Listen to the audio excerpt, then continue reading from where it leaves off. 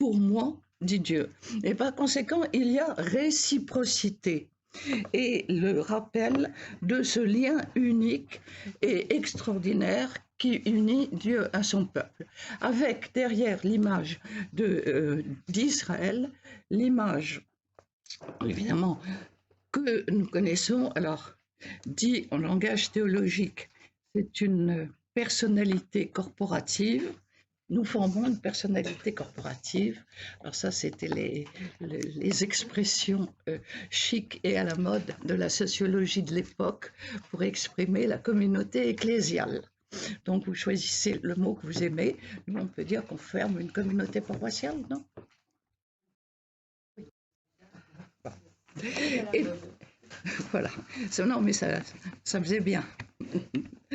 Bon. Et donc, ils deviendront un peuple pour moi, ainsi parle le Seigneur, et nous avons tout de suite, le premier mot qui vient, c'est le rappel du désert. Et quand il y a le mot le désert, c'est évidemment le rappel de l'alliance. Et le rappel de l'alliance, cela nous renvoie à l'Exode au chapitre 20 et au Deutéronome au chapitre 5, c'est-à-dire le don de la loi. Et par conséquent, implicitement, le peuple qui a échappé le peuple, en fait, le terme qui est intéressant, c'est, là ils traduisent qui a échappé au glaive, mais le terme hébreu est beaucoup plus fort, le peuple survivant. Et vous voyez cette idée, cette image de survivre, vivre parce que justement Dieu l'a voulu et gagne ma faveur, ça veut rien dire, il marche vers mon repos, c'est ce que dit précisément le texte hébreu. Or, le repos, c'est évidemment l'image de la terre promise.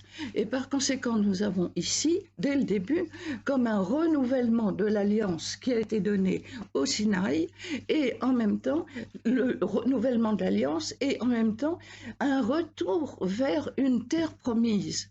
Donc, il y a une espérance, il y a une promesse qui est indiquée ici. Et Israël va vers sa jeunesse, c'est-à-dire qu'il y a comme une résurrection d'Israël qui va revivre et qui va retrouver le lien qu'il avait dès l'origine. Il y a, on est dans une vision, dans cette double vision qui est à la fois la réalité dans laquelle on est immergé et en même temps la prospective de foi. La réalité dans laquelle on est immergé, je dirais que c'est toutes les difficultés du monde, dans le cas de Jérémie, la situation politique infiniment grave, puisqu'ils sont sur le point de tomber, d'être encerclés et de partir en déportation, et en même temps, l'expression de la foi. Ce qui me fait penser justement à l'évangile d'aujourd'hui, qui est un extrait de la prière sacerdotale de Jean au chapitre 17, dans lequel Jésus a une vision d'espérance et d'avenir, alors que c'est le jeudi saint et qu'il est à la veille de sa mort et qu'il sait très bien qu'il va être arrêté. Donc Jésus vit la veille de sa passion, à la fois la réalité de l'encerclement qui va se faire et de son arrestation, et puis en même temps le fait qu'il y a cette perspective de foi et qu'il nous voit dans la vie que Dieu nous donne. Et là, c'est la même chose, c'est ce rappel justement de ce qui est promis. Et par conséquent, cette fois-ci, du coup, il va pouvoir dire de loin. Alors, nous avons cet adjectif, au verset 3, de loin. Et ça, c'est très important parce que ça nous rappelle, ça nous paraît tout à fait ordinaire, ça nous paraît tout à fait un mot dit de loin, bon, comme ça. Mais non, pas du tout. C'est extrêmement signifiant parce que ça nous renvoie au chapitre 22 de la Genèse, Abraham, vous savez que Dieu lui a demandé le sacrifice de son fils Isaac, et il a répondu « Me voici Seigneur », et de loin, il aperçoit le mont Moria sur lequel aura lieu le sacrifice d'Isaac. Et par conséquent, rien que par un mot, évidemment, tout de suite, ceux qui lisent le texte ont en mémoire le sacrifice d'Abraham. Et le sacrifice d'Abraham, qui est aussi une épreuve de mort, avec le don du sacrifice suprême auquel Abraham est confronté, est finalement transformé par le fait qu'un ange arrive et retient le bras d'Abraham. Donc ici, vous voyez, à travers un petit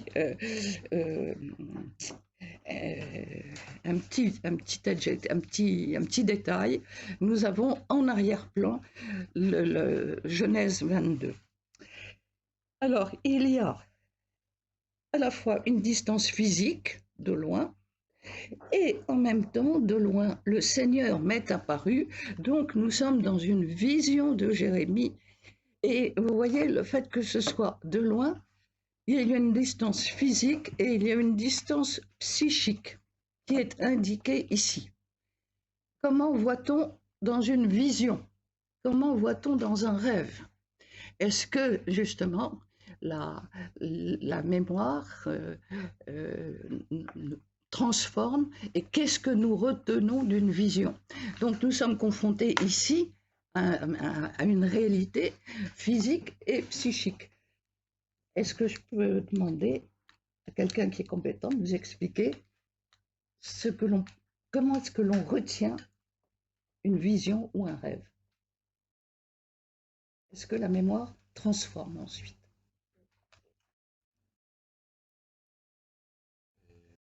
En amont et en aval. Oui. C'est-à-dire de la veille dans le rêve, on passe de la parole, des images. Et puis on se réveille de son rêve. Donc on est sûr que ce dont on se souvient au réveil. Est-on jamais sûr? Donc point d'interrogation. Est-on jamais sûr? Oui. Voilà. Donc vous voyez, ici, nous avons justement, il n'y a jamais le fait de la sécurité absolue. Il y a toujours cette part d'incertitude qui existe dans la réalité de ce que j'ai vu ou de ce que j'ai cru. Et vous voyez, c'est très important parce que sur le plan spirituel, on ne possède pas la foi comme on possède son trousseau de clés, disait Bernanos. Il y a toujours, effectivement, une distance. Une distance. Le Seigneur m'est apparu et le Seigneur dit à Israël, je t'aime d'amour. Alors nous avons ici je t'aime d'amour, c'est pas t'attirer, mais pour demeurer avec toi, pour demeurer dans la fidélité. Et le verbe demeurer, le verbe shaken en hébreu, nous a donné le nom de Shekinah, qui désigne la présence de Dieu dans le temple de Jérusalem. Vous vous souvenez qu'au moment de la consécration du temple de Jérusalem par Salomon, on a vu l'Esprit de Dieu descendre sur le temple de Jérusalem. Et il se trouve que le terme Shekinah en hébreu est très important parce qu'il signifie cette présence réelle de Dieu parmi son peuple. Et il se trouve qu'au moment de la prise de Jérusalem par Nabuchodonosor et quand le temple va être détruit, Ézéchiel, qui lui est déjà en exil, verra la Shekinah de Dieu s'envoler et venir habiter parmi les exilés en Babylonie. Donc ici, les termes qui sont employés, évidemment, ont tout un contexte théologique parce qu'ils nous renvoient au Deutéronome, au chapitre 7, qui est un très, très, très beau passage qui exprime très bien cet amour. Si le Seigneur s'est attaché à vous, alors au chapitre 7, le verset 7, si le Seigneur s'est attaché à vous, c'est-à-dire si le Seigneur, le verbe qui est employé, si le Seigneur vous a aimé, s'il vous a choisi, et alors ce verbe choisir, c'est ce qu'on a aussi dans la prière sacerdotale, ce n'est pas vous qui m'avez choisi, c'est moi qui vous ai choisi. S'il vous a choisi, ce n'est pas que vous soyez le plus nombreux de tous les peuples, car vous êtes le moindre de tous les peuples. Mais si le Seigneur, d'une main forte, vous a fait sortir et vous a racheté de la maison de servitude, c'est-à-dire de l'Égypte, de la main de Pharaon, roi d'Égypte, c'est que le Seigneur vous aime et qu'il tient le serment fait à vos pères. Et tu reconnaîtras que c'est le Seigneur ton Dieu qui est Dieu, le Dieu vrai. Il garde son alliance et sa fidélité durant 1000 générations à ceux qui l'aiment et qui gardent son commandement. Donc nous avons ici le rappel de l'alliance et ici, et en même temps le rappel pour bien exprimer cet amour, mais c'est un amour qui s'incarne chez Osée au chapitre 11, au verset 4, où nous avons cette expression « C'est pourtant moi qui avais appris à marcher à Éphraïm en les tenant par les bras, mais ils n'ont pas reconnu que je prenais soin d'eux. Je les menais avec des attaches humaines, avec des liens d'amour. J'étais pour eux comme ceux qui soulèvent un nourrisson contre leurs joues. » Donc vous voyez cette expression très forte, physique, d'un père qui tient un enfant dans ses bras, comme vous le faites quand vous avez baptisé un enfant. Et cette expression qui tranche avec tout ce qu'on a vu de violence auparavant pour réexprimer ce lien d'amour. Et du coup, il y a les conséquences de nouveau. Donc, vous voyez, de nouveau, on verra plus tard, on verra un petit peu plus loin, qu'on va nous parler de la nouvelle alliance. Donc, il y a un renouvellement. Je veux te bâtir et tu seras bâti, Vierge Israël. Alors, je veux te bâtir. Vous savez que le verbe bâtir signifie et sur la même racine que de donner des fils. Donc, je veux te bâtir, et alors, je veux te bâtir, et de nouveau, tu seras bâti, Vierge Israël. Et le terme ici, qui est très, très important, de la Betula, rappelle, et il est employé ici à dessein, pour bien montrer que c'est un renouvellement, que Israël, sous le nom de Jérusalem, c'est aussi l'épouse de Dieu. C'est donc la figure aimée de Dieu à travers une figure féminine. Et il y a le fait qu'elle soit employée sur ce terme Vierge Israël, c'est pour dire le passé de Jérusalem, avec toutes ses infidélités et son culte aux idoles, qui faisait qu'elle s'était conduite en prostituée et qu'elle était destinée vraiment à la lapidation et à être vraiment rejetée parce que sa conduite était indigne, et bien que tout cela est pardonné, puisque effectivement il voit Israël dans sa pureté première. Donc nous avons là, pour une lecture chrétienne, alors, vous qui aimez bien la confession, hein, une belle image de ce qu'est le sacrement de réconciliation, non? Bon, alors, vous allez me dire que je fais une interprétation volontairement christianisante d'un texte biblique. L'autre jour, au cours sur les psaumes, mais c'était le jour où vous n'étiez pas là, Monique. C'était le psaume 118, là, et qui est cité plusieurs fois par Jésus dans l'Évangile.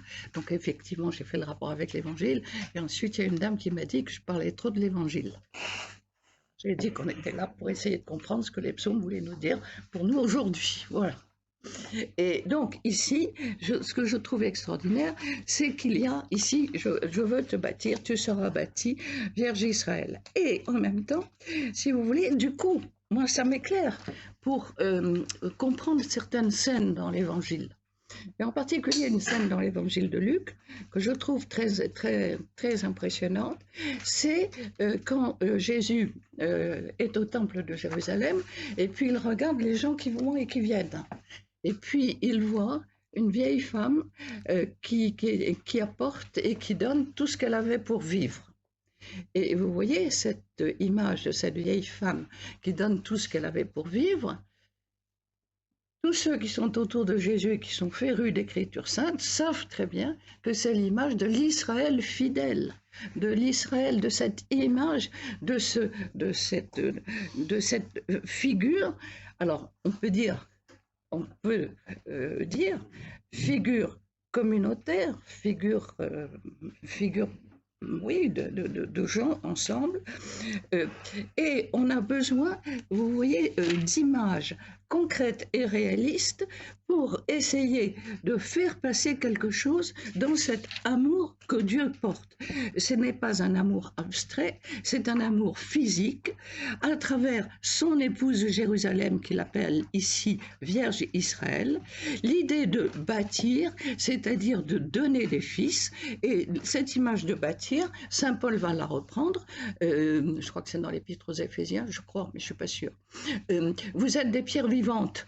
Vous venez, vous allez intégrer la construction faite par les prophètes, les apôtres, et vous êtes des pierres vivantes. Et vous voyez cette idée de pierre vivante est déjà ici à travers ce verbe bâtir. De même, alors ensuite, on a cette vision d'universalité. De nouveau, paré de tambourin, tu mèneras la ronde des gens en fête. Et du coup, de nouveau, et vous voyez, de nouveau, à chaque fois c'est répété, et c'est répété volontairement pour bien montrer cette forme de résurrection. Paré de tambourin, tu mèneras la ronde des gens en fête, tu planteras des vergers sur les... c'est pas des vergers, c'est une erreur. Des vignobles. Bon, des vignobles, parce qu'il y a le symbole du vin qui est très important. Sur les monts de Samarie, il y aura la récolte des moissons, et par conséquent, il y a cette allusion à Samarie, donc cette vision d'une réunification d'Israël. Vous vous souvenez qu'à l'origine, lorsque les 12 tribus se sont installées en Israël, eh ben, il y avait alors pour faire le rapport avec l'actualité, ce que Menahem Begin appelait le Grand Israël, et ce que Netanyahou avait essayé de reconstituer, ce Grand Israël, d'où l'histoire des colonies.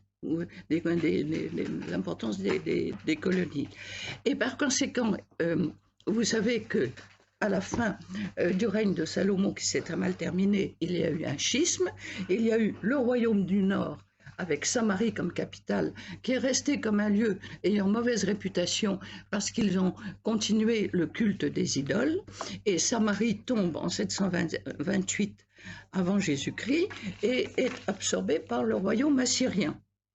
Et ensuite, donc, le royaume du Sud, qui est le royaume d'Israël, avec Jérusalem comme capitale. Eh bien, ici, cette allusion à Samarie montre une vision, je dirais, une vision idéal d'un Israël qui retrouve l'origine des 12 tribus, l'origine véritablement, c'est pas pour rien qu'il parle justement de la libération d'Égypte, et qu'il reconstitue avec le nom d'Éphraïm, qui est le nom du royaume du Nord, qui est l'autre nom d'Israël, du royaume du Nord. En fait, j'ai fait une erreur tout à l'heure, j'ai parlé du royaume d'Israël au sud, mais c'est une erreur, c'est le royaume de Juda. Le royaume d'Israël était au nord, avec Samarie comme capitale. Exit le royaume d'Israël en 728 avant Jésus-Christ. Ne subsiste que le royaume de Juda au sud, avec Jérusalem comme capitale, qui disparaît en 587. avec la prise de Jérusalem par Nabuchodonosor. Et debout, montons à Sion vers le Seigneur notre Dieu. Et debout, autrement dit, ressuscitons, parce que le verbe qui signifie se tenir debout signifie aussi ressusciter. Donc nous avons véritablement une vision heureuse et surtout une vision d'amour. Alors, est-ce que vous avez des réflexions justement sur ce texte-là?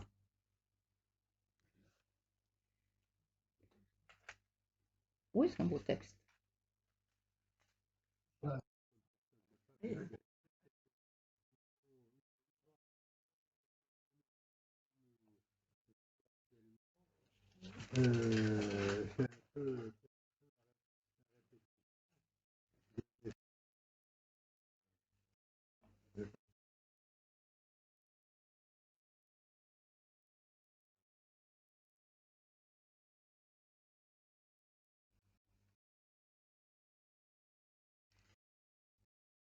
Et pas seulement, parce que vous ne croyez pas que dans, euh, dans toutes les époques,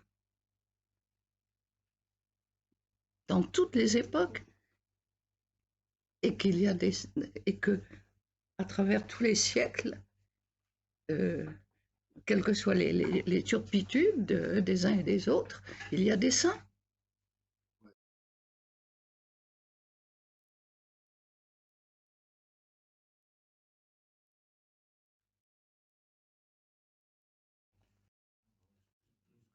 Très beau, mais tu l'as dit, mais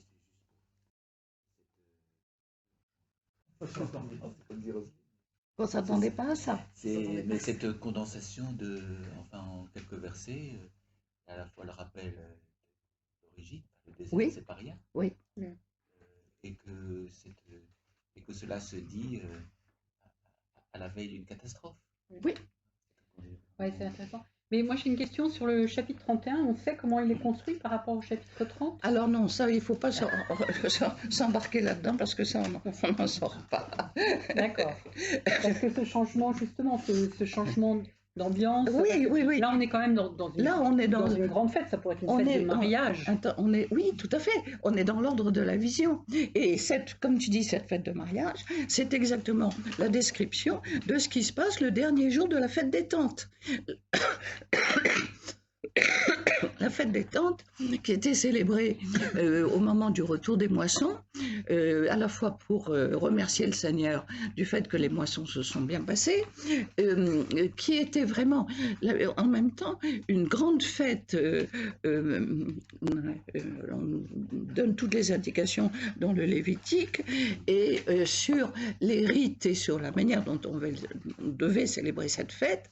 Et dans l'évangile de Jean, on se rend compte que plusieurs fois, Jésus participe dans l'évangile de Jean, chapitre 7, le dernier jour de la fête, qui était le jour de la fête des tentes, et qui était une fête messianique.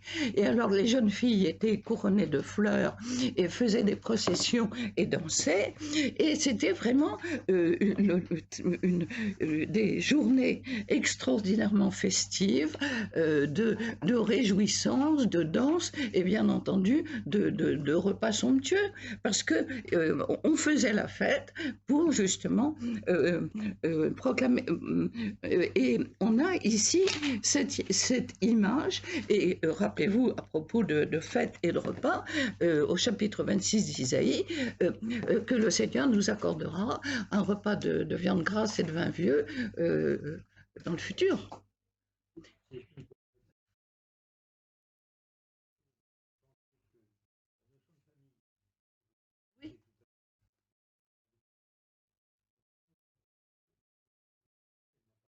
Ah ben oui, c'est vrai, bien sûr. Oui.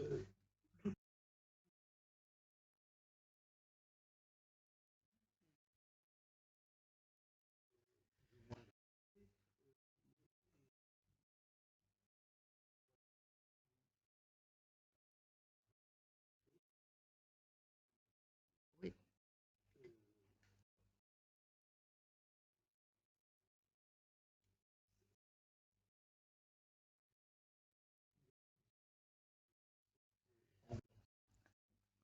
Vous voyez cette vision, justement, cette vision très festive. Et du coup, les conséquences, nous allons voir les conséquences sociales de cela. Au verset 7. Ainsi parle le Seigneur, acclamez Jacob dans la joie, réservez un accueil délirant à celui qui est le chef des nations, clamez, jubilez, dites, le Seigneur délivre son peuple, le reste d'Israël. Alors là, nous avons une notion qui est partie. Alors d'abord, celui qui est donc la tête des nations, et nous avons le mot le reste, qui est un mot féminin en hébreu. Et oui, en hébreu, ce terme-là est un mot qui est au féminin et qui désigne la petite communauté de survivants fidèles. Et ce terme va devenir un terme qui va prendre un poids, mais alors très, très grand, et un poids théologique très important, parce qu'il va désigner en même temps le petit reste fidèle qui va donner naissance à la figure de la fille de Sion, c'est-à-dire la figure de la Vierge Marie. Et vous voyez que c'est très intéressant parce que nous avions « Je t'aime d'un amour d'éternité, Vierge Israël » et nous avons ce terme « le reste d'Israël » qui est, je dirais, le noyau dur du reste fidèle et saint au sein duquel naîtra la Vierge Marie. Alors évidemment, c'est une lecture chrétienne, mais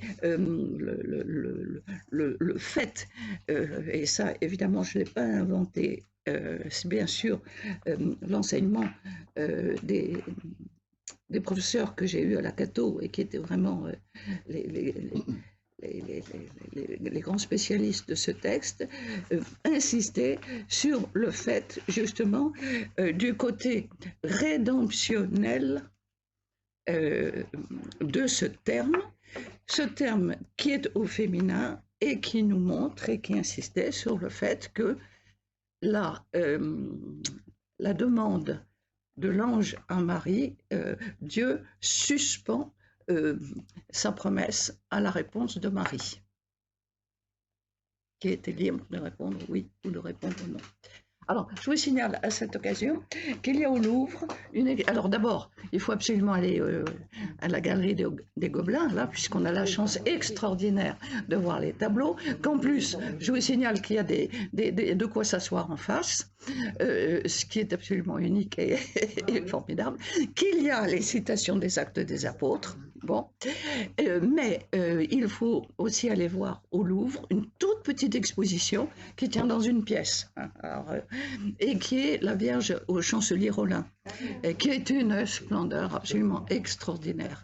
Et vous avez une annonciation qui vient de Washington, qui a été prêtée par le musée de Washington, où nous avons un ange absolument extraordinaire. C'est une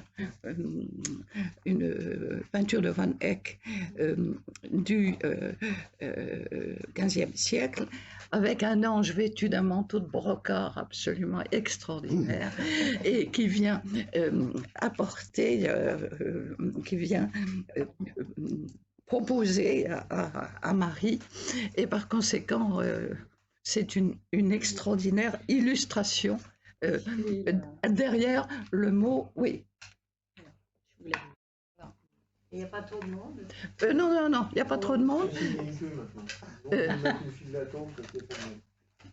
Mais ça dure 10 minutes, un quart d'heure. Mais quand vous arrivez, alors.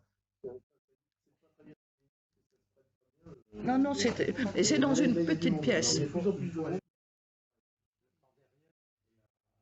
Ah oui, oui, l'agrandissement. Oui, non, c'est très bien fait. Très très bien fait. Alors, le problème, c'est que là, vous n'avez absolument aucune explication, aucun texte religieux, rien du tout, annonciation, les gens... ah oui, c'est uniquement technique, uniquement. C'est très dommage parce que dans les musées italiens, au moins vous avez la citation de l'écriture. Donc, vous voyez que derrière cette image, il y a cette libération du reste d'Israël, et par conséquent, avec les conséquences, donc, je vais les amener du pays du Nord, les rassembler du bout du monde, et vous voyez que ce qui est très important, c'est que nous avons ici nommé les aveugles, les boiteux, les femmes enceintes, les femmes qui sont accouchées. Autrement dit, alors vous allez me dire pourquoi est-ce qu'on parle des femmes enceintes et des femmes accouchées?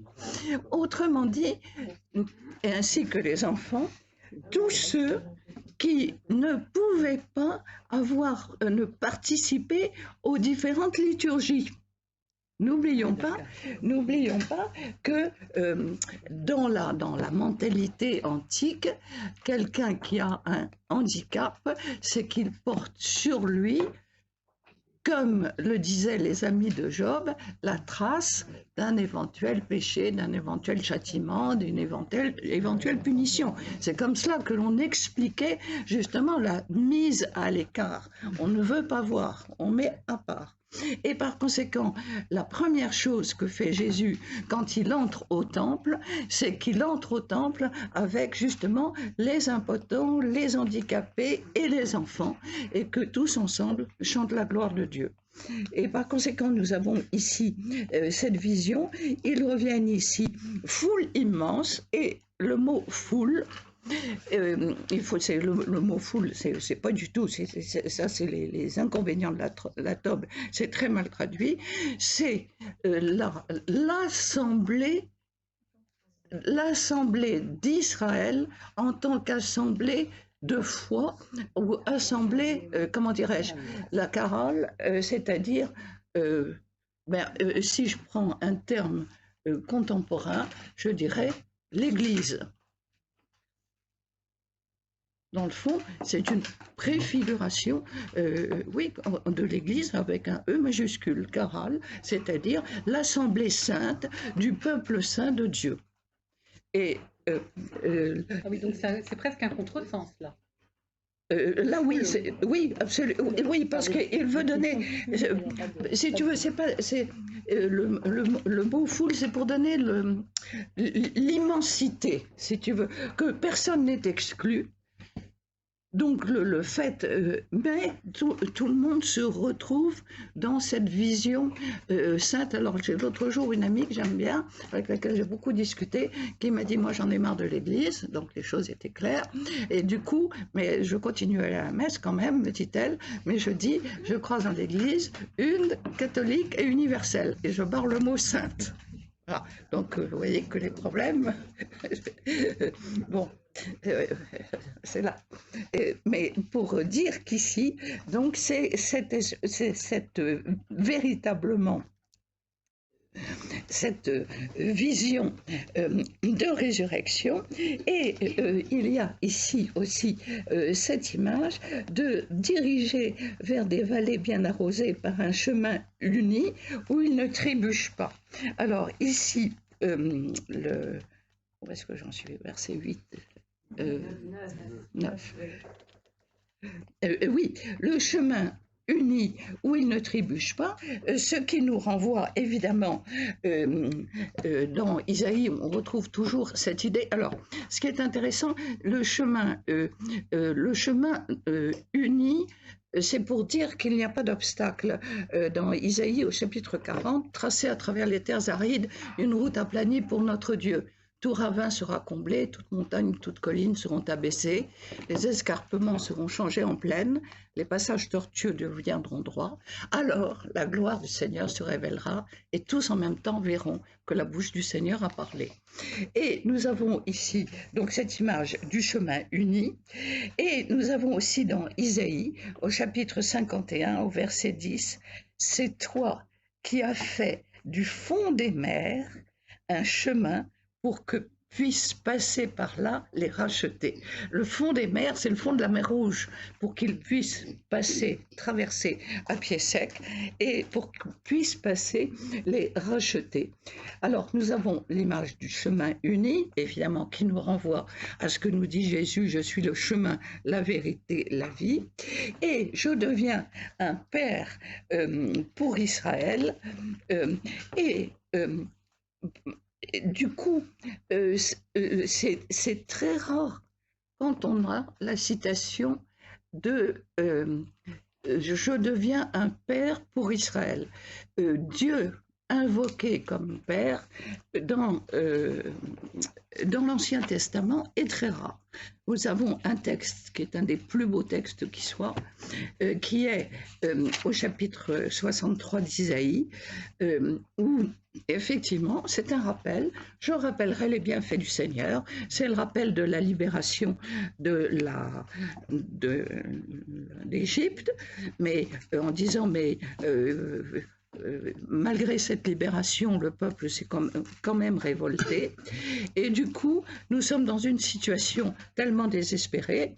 Dans le livre d'Isaïe, ils étaient encore à ce moment-là en exil, et ils disent à Dieu, regarde et vois depuis le ciel, depuis ton palais saint et splendide, où sont les mois de tes entrailles et tes tendresses. Pour moi, tes tendresses au sens maternel, est-ce que tu les as retenues? C'est que notre Père, c'est toi.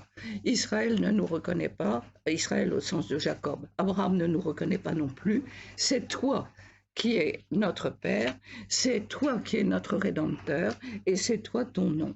Et par conséquent, ici, je deviens un Père pour Israël, et par conséquent, nous comprenons très bien pourquoi Jésus, quand les apôtres lui demandent apprends-nous à prier, dit notre Père. Et dans les psaumes, nous n'avons jamais l'allusion à Dieu Père. Et donc, nous avons cette première partie, du verset 7 au verset 10, qui s'adresse justement à Israël, au reste d'Israël, donc à ce petit reste saint, à cette assemblée ecclésiale. Donc, encore une fois, pour avoir une image, disons, oui, l'assemblée sainte. Et du coup, il y a le fait que ça ne s'arrête pas à Israël, nation, c'est-à-dire peuple voisin, les peuples païens, nation, annoncez-le au rivage lointain et dites, celui qui a jeté Israël aux quatre vents, et donc c'est une allusion à l'exil qui va arriver, rassemble, il le garde comme un pasteur son troupeau, le Seigneur rachète Jacob et le revendique en le délivrant de la main d'un plus fort. Et par conséquent, nous avons la vision de l'image du pasteur, et nous avons au verset 11 le verbe racheter. Le verbe racheter, donc, c'est la fonction du Goël. Selon le droit de l'époque, pour régler les affaires de famille, il y avait toute une hiérarchie dans les problèmes de succession. Et par conséquent, il y avait des conseils de famille. Et dans le conseil de famille, il y en avait un qui avait la priorité sur les autres et qui était ce que l'on appelle celui qui avait le droit de préemption.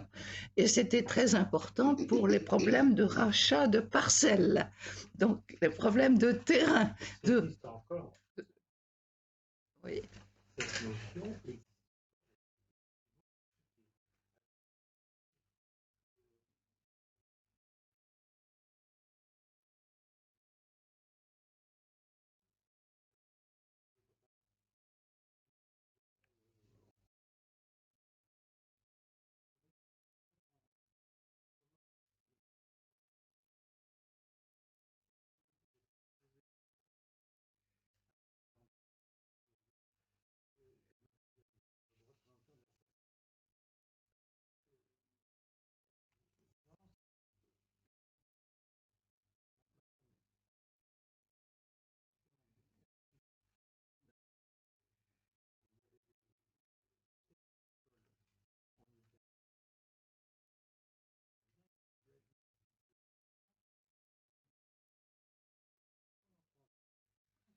C'était des petites parties.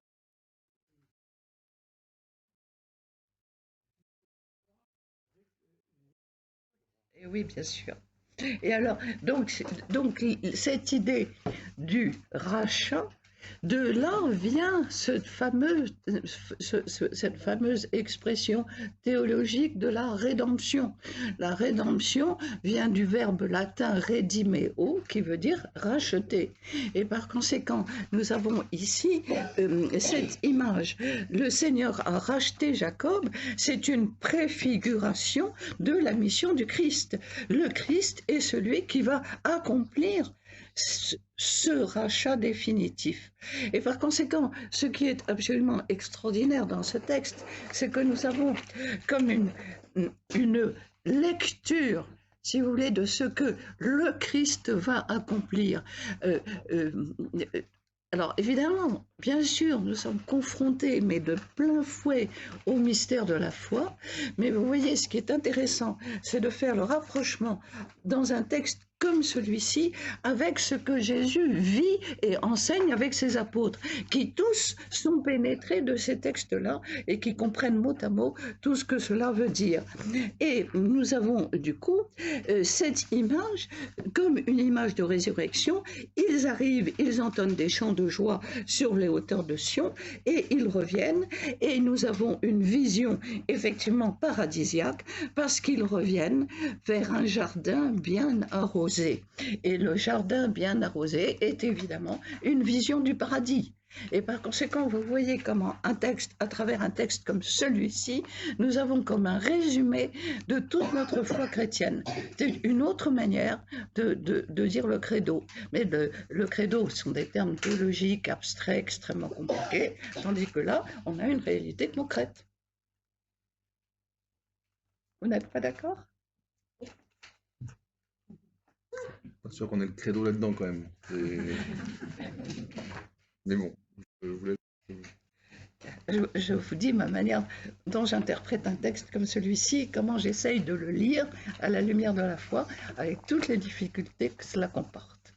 Et je reconnais que, si vous voulez, oui, c'est vrai, je vous livre ma lecture personnelle.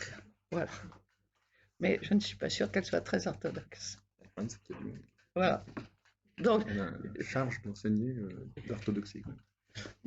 Mais je suis sûre alors que là je suis que j'ai pas dit d'erreur parce que si vous voulez c'est l'expression de cette bonté divine extraordinaire qui veut et cherche justement cet accomplissement de la parole. C'est quand même extraordinaire quand même ce texte où nous avons comme effectivement cette notion de libération d'Égypte, cette notion d'alliance, cette notion d'amour, cette notion de rachat, cette notion de retour, cette notion d'universalité. Quand même, ça fait beaucoup, non? Oui, il y a beaucoup de choses, mais de la dire, je suis pas d'accord. Voilà. Après, ou disons, alors je vais le dire autrement, que cette lecture m'aide à comprendre, le credo qui est incompréhensible, m'aide à comprendre la mission du Christ. Voilà. d'accord. Voilà. Voilà. Cette lecture de Jérémie m'aide à comprendre la mission salvatrice et rédemptrice du Christ.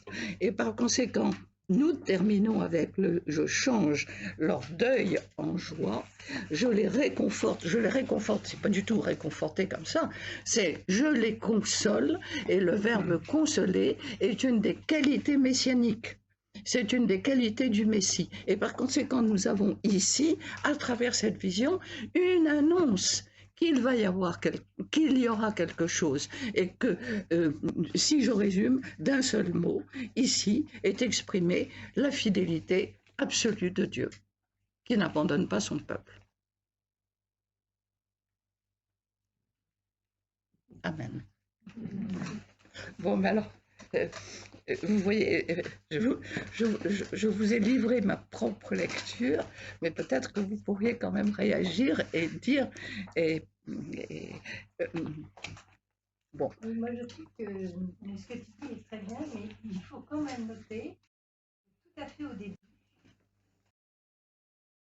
verset 2, marqué dans le désert, le peuple qui a échappé au glaive Oui. gagne ma faveur. Ça veut dire que avant de gagner ça,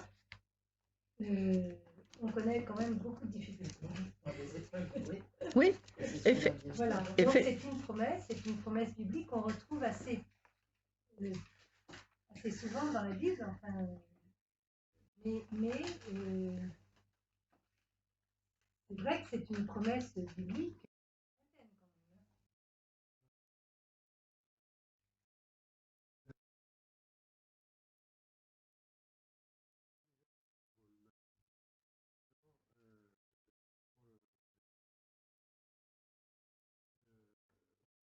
Sur la croix des ours que j'ai reçu aujourd'hui.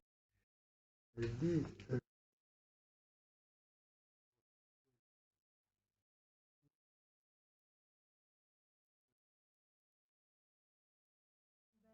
c'est assez vrai. Oui. Je n'aurais pas dit ça, mais c'est assez vrai. il paraît que Dieu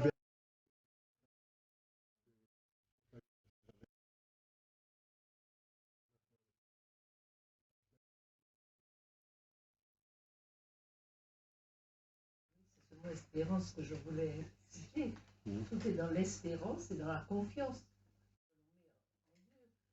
Parce que, on parlait des événements tout à l'heure, même dans les plus grands malheurs, il en sort souvent un bien. L'amitié franco-allemande. On ne s'en serait pas douté quand on était dans. Justement, c'est important. L'important, l'espérance est au-delà du temps, je crois.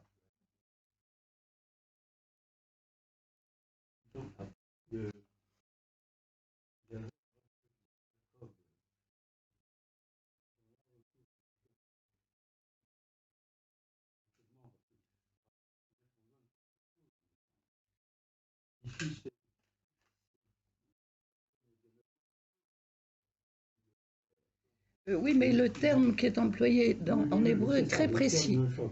Oui, mais le terme est très très précis parce qu'il désigne une fonction familiale avec la responsabilité d'éducation aussi. Et par conséquent, il y a deux choses. Il y avait l'aspect technique pour les questions d'héritage et de rachat de parcelles, de rachat de propriété. Alors là, ne tombons pas dans les problèmes d'indivision, etc. Et puis les problèmes d'éducation d'enfants dans les cas de familles recomposées. Et les familles recomposées. Alors nous, pour tout de suite, alors j'ai vu un article, je crois que c'est dans La Croix, mais La Croix dit beaucoup de bêtises en ce moment, je trouve. Oui, c'était sur comment Macron veut relancer la natalité par les familles recomposées. Oui. Bon. Alors, une chose qui est très importante. C'est pas La Croix, c'est bêtise. La famille recomposée. Non, mais La Croix, par ailleurs, il y a plein de trucs. La famille recomposée, c'est que on en parle beaucoup au Moyen-Âge. On en parle en particulier dans les manuels de confesseurs, parce qu'il y a des manuels de confesseurs du XIIe et du XIIIe siècle qui sont des manuscrits en général qui sont très difficiles à lire parce que c'était destiné pour la formation des séminaristes pour leur apprendre à confesser. Et dans les questions qu'il fallait poser. Oui, et je voulais. Est-ce que c'était à des femmes, évidemment, que ça s'adressait, parce que c'est toujours comme ça, toujours les femmes. Est-ce que vous aimez autant les enfants sortis de votre ventre que ceux qui ne sont pas sortis de votre ventre? Donc c'était extrêmement précis. Et c'est très intéressant parce que ça pose le problème des femmes qui mouraient en couche. Et il ne faut pas oublier que la mortalité infantile était très très importante. Et par conséquent que le nombre de femmes qui mouraient en couche était très très important. Donc un homme qui se trouve avec 2-3 enfants en bas âge, ben évidemment il va se remarier et il va avoir d'autres enfants. Et par conséquent, ce petit détail était très intéressant parce qu'il montre une réalité sociologique avec le problème de ce que l'on appelle dans les contes dans Cendrillon la marâtre. Et oui, c'est la marâtre, c'est cela. C'est donc la belle-mère, la stepmother en anglais. Bon, et vous voyez, c'était à propos de quoi? À propos justement du rachat. Du rachat. Voilà. Joël ne rachète.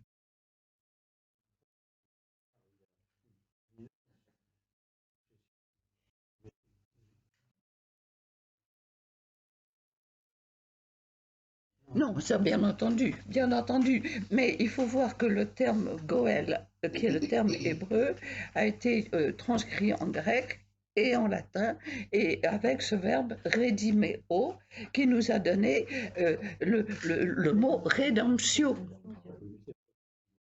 Ah ben oui, mais ça, il y en a beaucoup comme ça, qui ont beaucoup de transcriptions, qui ont terriblement durci les textes et qui les ont figés. Vous voyez, je ne veux pas défendre mon exégèse du tout, mais si vous voulez, le texte biblique me donne une très grande liberté dans l'interprétation du texte et me permet, si vous voulez, de faire des rapprochements avec l'Évangile pour que l'un par l'autre s'éclaire. Les deux textes sont pour moi superposables parce que à travers cette promesse de Jérémie, eh bien évidemment, j'aime y lire le dessein de Dieu à travers les siècles.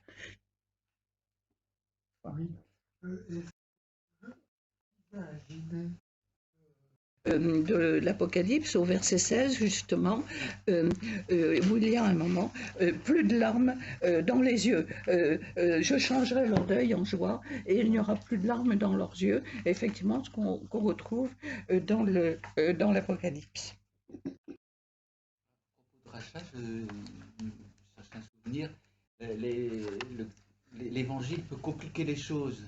Il y a cette parabole du Christ, du propriétaire de son débiteur. Aidez-moi à me souvenir. C'est-à-dire qu'il rend toutes ses dettes Ah oui. N'est-ce pas? Oui. Donc, toute une complexité. Donc, gratuitement, il lui remet toutes ses dettes, et puis après, l'histoire ne s'arrête pas là. Les dettes ont été remises. Il va aller chercher tous ses débiteurs pour aller leur trancher la gorge. Voilà.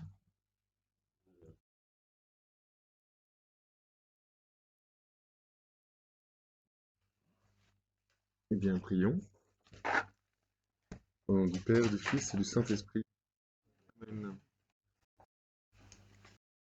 Merci pour ce partage de ta parole. Nous à discerner ce que tu veux nous dire. À savoir, c'est vraiment cette parole de vérité qui se cache derrière le texte.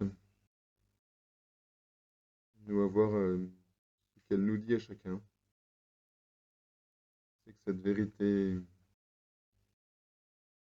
unique et en même temps cette vérité la vérité pour chacun de nous, ce que ça peut vouloir nous dire à nous aujourd'hui dans notre situation.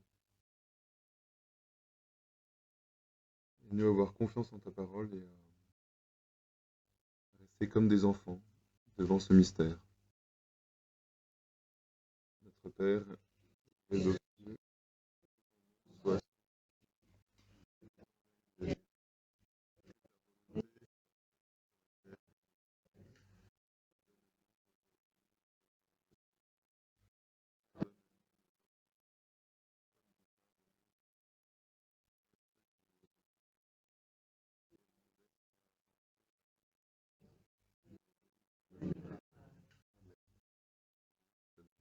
Merci.